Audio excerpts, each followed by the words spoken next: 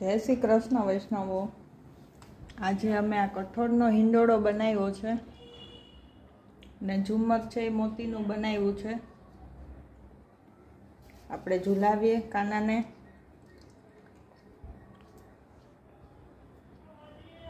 મોરનું પીછું રાખ્યું છે। કઠોળનો હિંડોળો બનાવ્યો છે અમે આજે ઘરે।